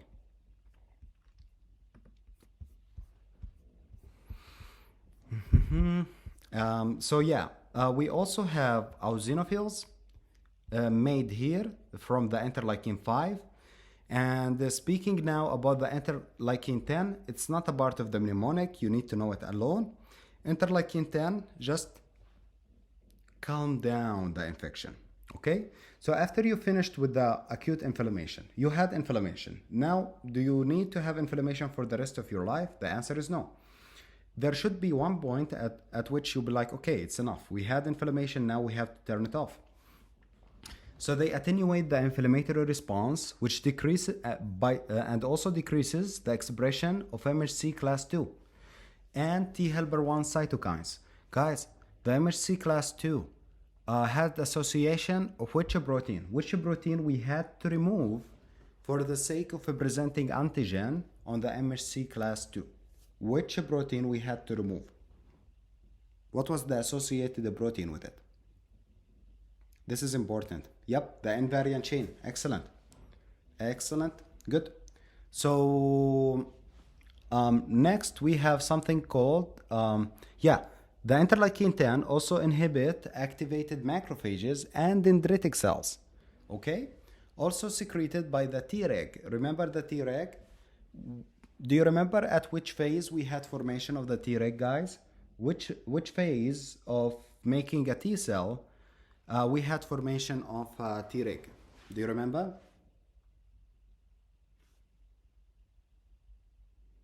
It was in the Thymus, but was it in the positive or negative selection? It was a portion of the negative selection in which basically they were failure cells. They could not make it. So they started to become regulatory, by attenuating the immune response. So TGF-beta and interleukin-10 both attenuate the immune responses. You must know this. Also, TGF-beta in the future, I will tell you that it's highly responsible for one thing, which is fibrosis. If someone asks you that in cirrhosis, why they have fibrosis, what you will say? TGF-beta. If they ask you in lung fibrosis, why do they have fibrosis of their lung? You will say TGF-beta. If they show you a picture of the kidney with massive fibrosis and ask you why they have fibrosis, what you will say? TGF-beta. And yeah, be careful of this because I will be telling you this constantly. So, the last thing is interleukin-13. It promotes the IgE production by B cells. And it induces alternative macrophage activation. So, the interleukin-13 make you more IgEs. So why IgEs are important? It leads to activation of which cell, guys? Which cell is activated by IgEs? Which cell? The mast cells and the eosinophils and the basophils. Excellent. Good. So it induces alternative macrophage activation as well, this interleukin-13. Okay, and that's it for this page. Now we will take a break, 10 minutes, and come back, explain respiratory burst, interferons, and cell surface proteins, passive active immunity, and call it off for the day. Okay, guys, see you in 10. To start the recording, and let's do this. So, we finished speaking about the different interleukins. Now we are going to speak about something called respiratory burst. First of all, can you hear me clearly?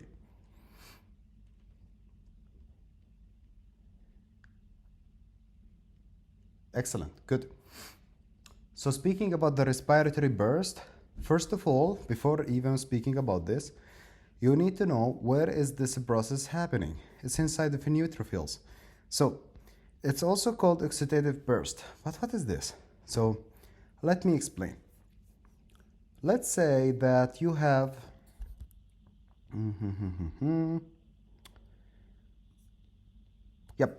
you have this basically let's imagine that it was a bacterial cells, and here we have consumed it by a neutrophils or something, and it went inside. When it goes inside of the cell, it will be inside of something called a phagosome. And that phagosome will have what inside of it? The bacteria. And you have a lysosome inside of your cell. To make these two attach, you need to attach them with each other using microtubules. We'll speak about a disease with dysfunction of these microtubules later. Anyway, they will attach to each other, and now you have the phagosome and the lysosome together. So we call it phagolysosome. Phagosome, lysosome, phagolysosome, phagosome, lysosome, phagolysosome. So the phagolysosome will form. Okay, we have formed the phagolysosome. What's next? After formation of this phagolysosome, you need to destroy the bacteria you have just consumed inside of the cell. The way that you destroy it, it's by a process called oxidative burst. Okay? So the oxidative burst involves an activation of the phagocyte NADPH oxidase complex. So you must know, first of all, it's not only the neutrophils. It can be also the monocytes, which is basically the macrophages doing this process. So what is the idea here? We take O2, which is oxygen, to make free radicals outside of it. And by creation of these free radicals, we can kill the bacteria. Well, that seems good. You can kill the bacteria. Well, are free radicals bad for us or good for us, guys? For us, I mean human beings, cells. They are really bad. They lead to aging, cancer, apoptosis, a lot of things. Yeah? But speaking about them against the bacteria, it's a good thing. Guys, this is an important question. I saw it in a real exam test. Can somebody tell me which disinfectant work by making free radicals?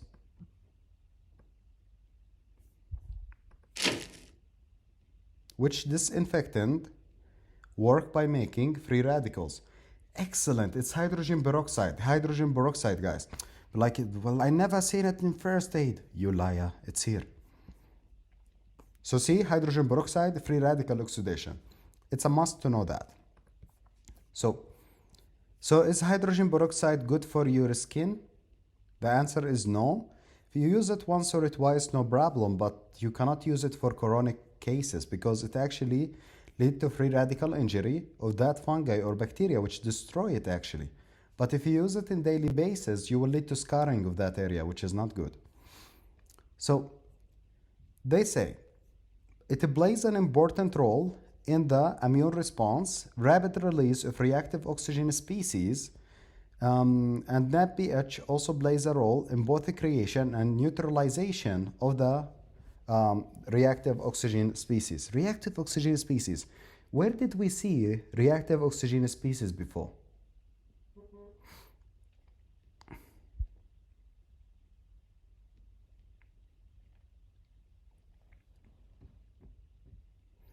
So speaking about the hydrogen peroxide, the idea is like this.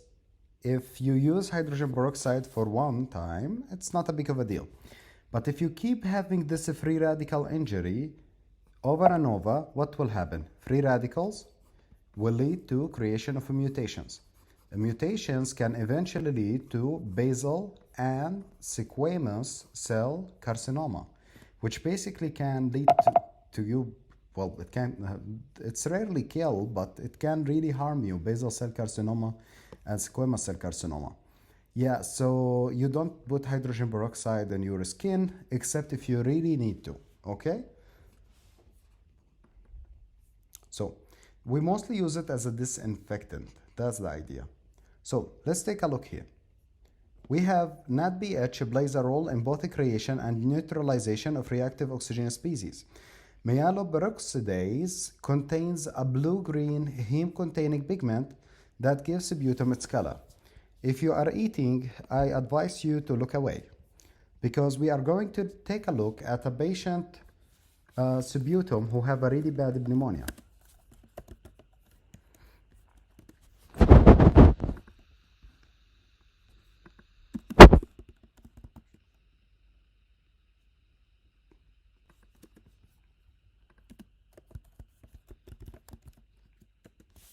So if you take a look at this, you can see it has a greenish pigment, and that greenish pigment basically tells you that it is from the neutrophils secreting the myeloperoxidase into it. So myeloperoxidase is green. That's what I want you to know. Okay, so let's keep going. Here we have the following. So we have O2. It's being having the function of NADPH oxidase, and it can be deficient in one disease we'll speak about later. But anyway, this NADPH oxidase will convert it into basically like superoxide, and we have here this O2. But see this thing? You know what this means? This means a free radical. Okay, now you have a free radical, an O2 free radical. Well, can this kill the bacteria? The answer is yes, but it's not that potent. So you want to make it more potent, okay? So after creating that, you want to make it much more stronger. So how can I make it much more stronger? You have something called superoxide dismutase. This superoxide dismutase will convert it to H2O2. What is H2O2? It's hydrogen peroxide. It's hydrogen peroxide. But like the hydrogen peroxide we use as an disinfectant? Exactly. So you wait a second. Does that mean our neutrophils inside of our body make hydrogen peroxide? Yes, they do. But they use it locally at the bacteria. That's why it's not harmful. So we have hydrogen peroxide, and then normally it can be converted after that into something by myeloperoxidase into HOCl. So somebody says HOBCl. Can anybody tell me what is HOCl? You have seen it. What is HO? Yes, exactly. It's a bleach. It's the same bleach you use for your toilet or for your whatever. Yeah, that bleach. Yep, it's the exact same thing created by your cells. Okay. Not this guy. This guy. Okay. kills 99.9% of all germs. Okay, so let's take a look. That kills bacteria. Can bleach kill bacteria? Well, yeah, it can even kill you if you drink it. So the H2O2, which is what is that? Hydrogen peroxide. It's a free radical, correct? So this free radical can be converted into, well, you need to basically neutralize it, because having a lot of free radicals around is a bad idea, yeah? So how to neutralize it? To neutralize it, you can basically have this glutathione complex working on it, which is a part of biochemical reactions we speak about when we do biochemistry. And basically they have this catalase and the glutathione peroxidase, which lead to neutralization of the free radicals. To do that, you will need a hydrogen molecule, which you get from the NADPH, which comes from the HMB shunt, which I will also be explaining in biochem. The last thing is we have something called the glucose 6-phosphate dehydrogenase, which is a really important enzyme that prevents free radical injury. And we'll speak about it and how when it's deficient, you will have a free radical injury leading to hemolysis. But when it's working, we will have less free radical injury. Anyway, you must know that if you have a deficiency of the NADPH oxidase, you will not have movement through this pathway, correct? So this might sound bad, like, oh, yeah, well, you are going to die. Well, no, not really. Look, it's true that you will have loss of some of these, but the distal portion of the enzymes are still active. What I'm trying to tell you that, okay, this might be dysfunctional, but if this bacteria was catalase negative, you will have no harm, okay? Why? Because you still have H2O2, which can deal with this bacteria. But if the bacteria was catalase positive, that's where the disease comes. We'll come back to this when we discuss chronic granulomatous disease. So they write here, phagocytes of patient with chronic granulomatous disease can utilize the H2O2, which is this guy, generated by invading organism and can convert it to reactive oxygen species. So let's say that you have chronic granulomatous disease. What does that mean? It means that where is the comment? Yes. It means that this enzyme is not working, okay? So you will not have this. But the bacteria itself will give you H2O2. So the bacteria will give you the H2O2. What you need to do with that? So after she gives you the H2O2, these enzymes are still completely functional. If the other enzymes are completely functional, it means that you can utilize this H2O2 to create what? The bleach.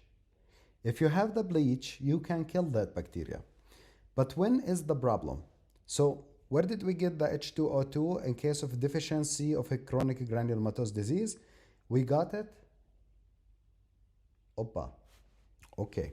So can you hear me, guys? 1, 2, 3, 4. Can you hear me? Okay, good. So they write that the H2O2 normally comes from the O2, then you have this superoxide, then you have the H2O2, which is the hydrogen peroxide. But in case of a chronic granulomatous disease, you do not have this reaction.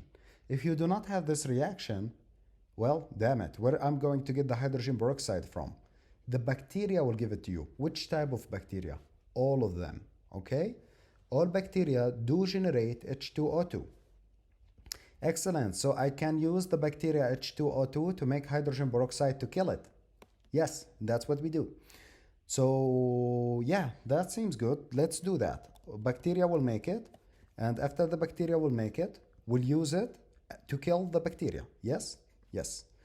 But there is one problem. Some bacteria make something called catalase. What is catalase? It's basically an enzyme that destroys the hydrogen peroxide. You're like, oh, okay. Well, when this catalase destroys the hydrogen peroxide, can it be converted to bleach?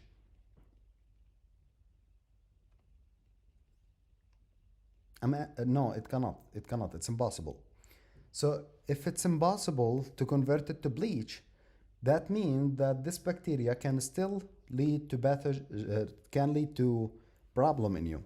What I'm trying to say that in a chronic granulomatous disease, which is a defective in this area, you can still get an infection from catalase positive organism.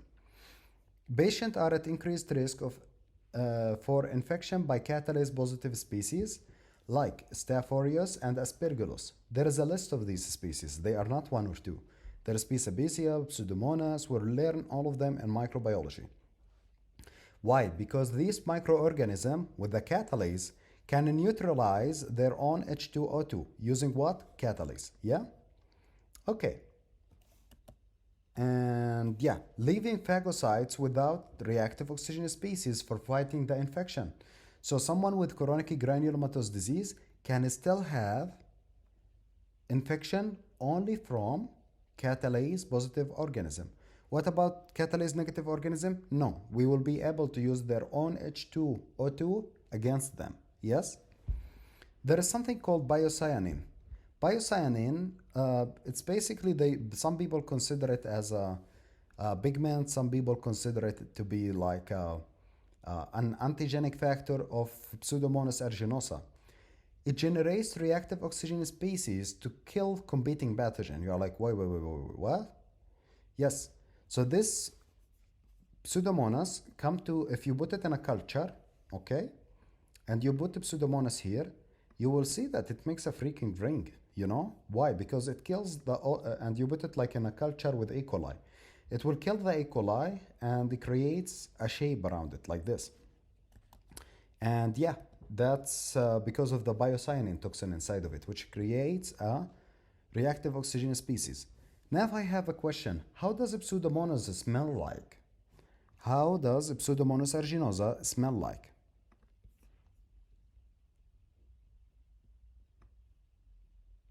No, it's not foul. It's important to know, guys. It smells... Yes, excellent. Yeah, exactly. It smells sweet like grapes, okay? It has this grape smell. It's super important to know that factoid. It smells like grape. Yep.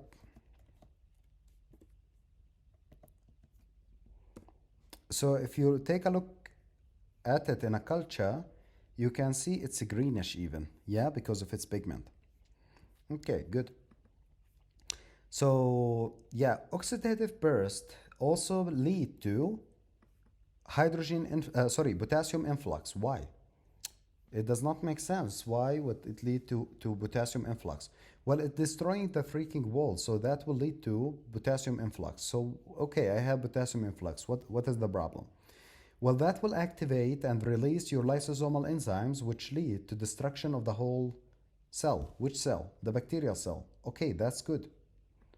So, lactoferrin is a protein found in secretory fluids and a neutrophil that inhibits microbial growth via iron chelation. Guys, do you remember when I told you that bacteria love iron? Bacteria love iron. It has a lot of enzymes that have iron inside of it. So, your body has developed two mechanisms of fighting them. The first one is creating an iron chelator that destroys the iron inside of the bacteria. Yes? So that thing, we call it a lactoferrin. Okay, so lactoferrin sees this iron, goes to it, bind to it, kill the bacteria. The second way that your body protects you against bacteria using the mechanism related to iron is hiding the ferritin from your body.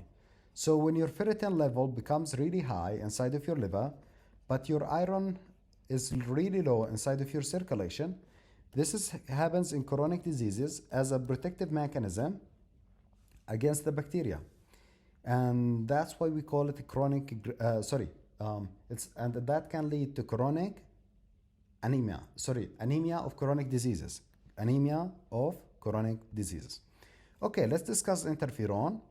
So interferon alpha and interferon beta and gamma. Remember, alpha and beta are secreted from all of your cells. Well, if we speak about interferon gamma, they are mainly secreted from where?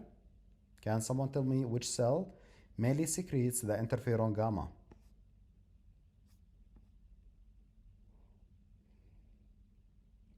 macrophages, and also T helper 1 cells. Good. So the interferon, sadly, it's the same stupid beige, this one that you must put in your bathroom.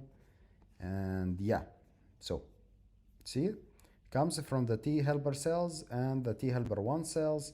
Also, I'm telling you, it can come from the macrophages. Okay. So it's a part of the innate host defense. Interferons interfere with both RNA and DNA viruses. So they are good. So cells infected with the virus synthesize these glycoproteins. So as I told you, if we imagine that we have 3 cells, this cell is infected with a virus. It starts secreting the interferons, which tell the other cells, be careful. So cells infected with a virus synthesize this glycoprotein, which acts on local cells, as you see, priming them for viral defense by downregulating protein synthesis to resist potential viral replication, and by upregulating the MHC expression to facilitate recognition of infected cells. Let me explain what's up. So again, interferon is secreted from this infected cells. This is a virus, infected cells, and tell these cells, guys, I'm infected, be careful. So these cells are like, isolation, guys, lockdown. Don't allow anybody to go in, don't allow anybody to go out. Well, but we have ribosomes that are making a protein. Remember, viruses cannot replicate their own proteins. They have to, and they cannot translate it as well. They will bring their genetic material into another cells, okay, like their DNA or RNA, and then they will use the cell machinery to make a protein out of it, yeah? So what does the cell do? The cell, when it senses the interferon in the area, she's like, I'm not giving you my machinery. So she will block the protein synthesis. It will decrease it until it reaches a point for survival only, okay? So it downregulates the protein synthesis to resist potential viral replication. And it also upregulates the MHC expression. So look, these cells will start making a lot of MHCs.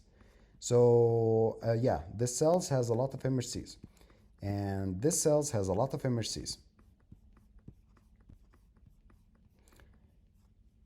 And this cell has few MHCs. Why? Because it has the virus. So now comes the natural killer. You remember the natural killer? Always happy, moving by, has a hat, and has guns as well. So he will come and start touching the cells. Now we have cell 1, cell 2, cell 3. Which cell he will kill? Cell 1, 2, or 3? Cell 2. Why he kills it? Because it has low amount of MHC. Because he's like, okay, let me touch you guys. Okay, you have normal amount of MHC. You can go. Oh, you have reduced MHC? Boom. He kills it. And next one, you have a low amount of MHC. It's okay. You can live. So they upregulate the MHCs, I mean 3 and 1, to facilitate the recognition of infected cells, which is 2. Also plays a major role in activating anti-tumor immunity. Okay, so the same idea in anti-tumor, the other cells will have high MHCs, while the tumor cells will have low MHCs. So the natural killer cells will find it and kill it. Clinical use. So where we use interferons for? Trust me, it's a lot. So hepatitis B virus. Guys, I want you to know that we can use them for both hepatitis C and B. But they are not preferable for hepatitis C. Why? Because we have a newer drug for that, okay? So they are still preferable for hepatitis B, however. Cabozzi Sarcoma. What is Cabozzi Sarcoma? It's a disease that is really famous in Eastern Europe, and it's secondary to what? It's secondary to one form of the herpes virus, okay? And when it, yes, herpes virus number, let me remember, yes, number 8, yes. So, and that Cabozzi Sarcoma is basically a vascular tumor. And they mention in the question sometimes for you, that it has little slits with the blood inside of it, which is like the blood vessels. And hairy cell leukemia, which is, it's actually cool. Let me show you a hairy cell leukemia.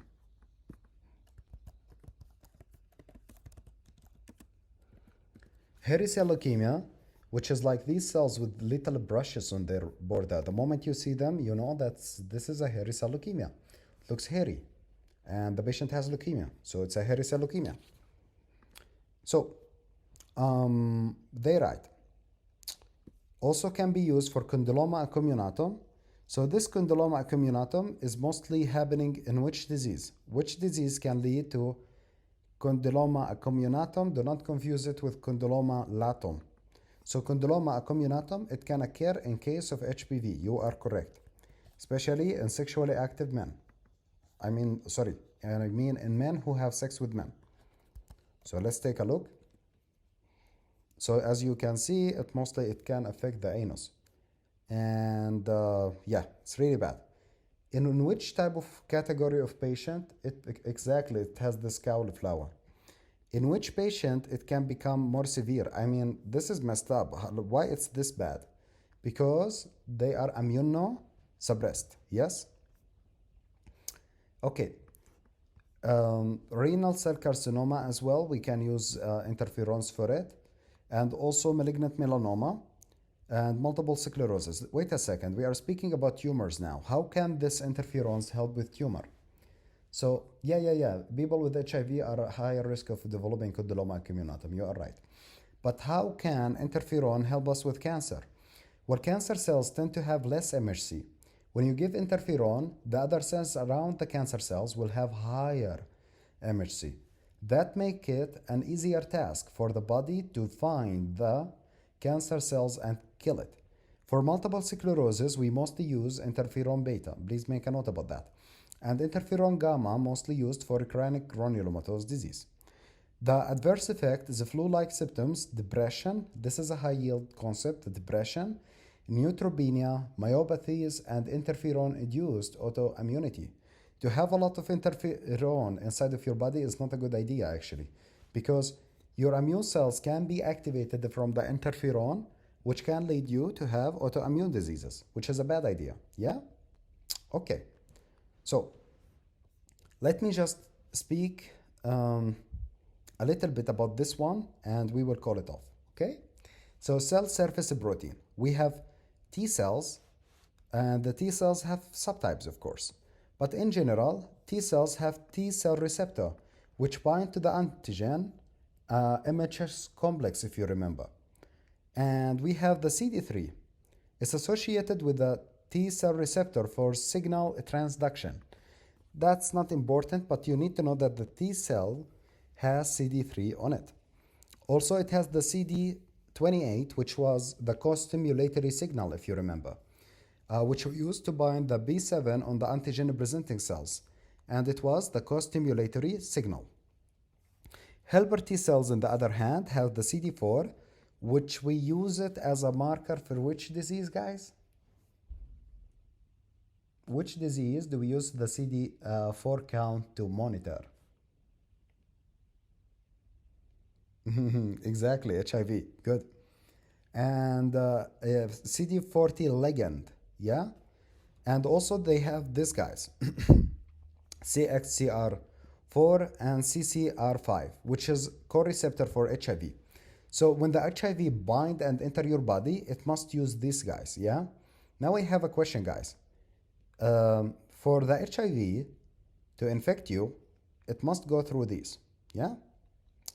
So if you, as a human being, don't have these, can you have HIV?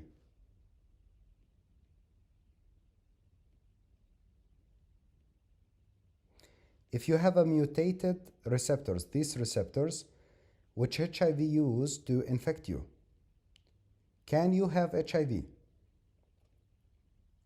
No, you cannot. Is there such cases in real life, people immune to HIV? Yep, that is correct. Exactly. So when we speak about, when we'll start speaking, where it is, just a second, guys. Well, this can be the weirdest thing I ever done in my life. I'm looking for HIV. Just a second.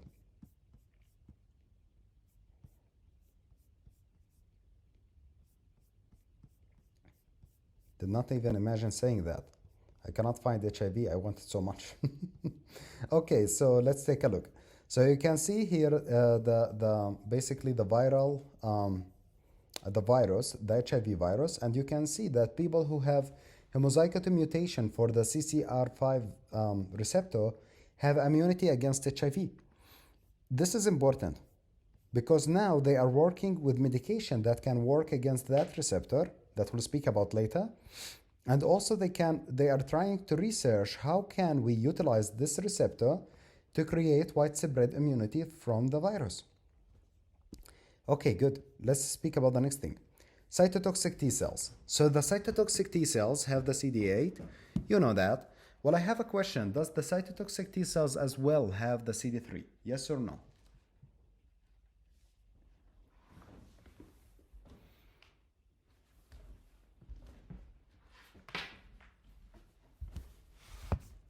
Yes, they do. Okay, so the cytotoxic T cells, they do have the CD3 as well. If you take a look here, anything that is under T cell here, he has this in addition to those. For example, regulatory T cell has the CD4 and the CD25 and the B Fox as well, the B Fox. So these are located on it in addition to all of these receptors. The B cells, on the other hand, they have immunoglobulin binds antigen, and they have the following basically CDs 19, 20, 21, which are the higher numbers. I personally used to think about them like the low numbers are like the T cells mainly, and the 19 to 20, 21 were like the B cells mainly. So they write you must be 21 to drink a beer in bar virus. Okay, so the Epstein-Barr virus bind to the CD21 basically. The CD40 is used as a co-stimulatory signal. This is different. Okay, so we have MHC class 2, and MHC class 2 is present in which type of cells, guys?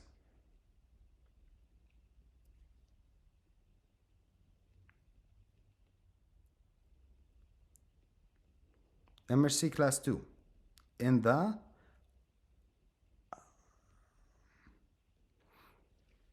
yeah, that's true, but it's mainly, I wanted you to say in the antigen presenting cells, yeah, and the B7. Remember, antigen presenting cells, macrophages and antigen presenting cells. So it also has the MHC class 2. Okay, yep. So the HLA has 2 letters in it, correct? So here we have macrophages have the CD14, which is receptor of pathogen associated this BAMPs, which is basically antigen that located at the membrane of the pathogen. Like, for example, lipopolysaccharides, which your CD14 and the macrophages recognize, and when they recognize, the macrophage can start releasing cytokines, okay? And you have your CD40, which used to bind to that CD40 ligand. And you have CCR5 as well, and you also have the MHC class 2 and the B7, okay? So FC and C3b receptor enhanced phagocytosis. And the last thing here, we have the natural killer cells. If you remember, the natural killer used to kill your infected cells in many ways. One of the ways that if you have a bacteria here, let's say that this is a bacteria, an antibody will attach to the antigen on the bacteria, and it will have this, well, basically FC portion. That FC portion will be connected with the CD19. So this is the FC portion, and it will be connected with the CD16, sorry, not 19. And when it binds to it, it will lead to what? Secretion of the Igg enzymes, perforins, and even using the other hand, which is the Fas ligand, which binds to the Fas, leading to apoptosis of the bacterial cells. Okay? Also, we have the CD56, which we don't actually know what it does, but we know that it's a marker. Okay, the last thing is the hematopoietic stem cells that all of your blood cells come from. It is the CD34. And that's it for today, guys. Tomorrow I will be telling you guys about energy. We'll speak about vaccination, different types of hypersensitivity, and hopefully we'll speak about the blood transfusion. And hopefully until the beginning of the next week, we will be done with the whole immunology. Okay, guys, so see you later, and I will upload this video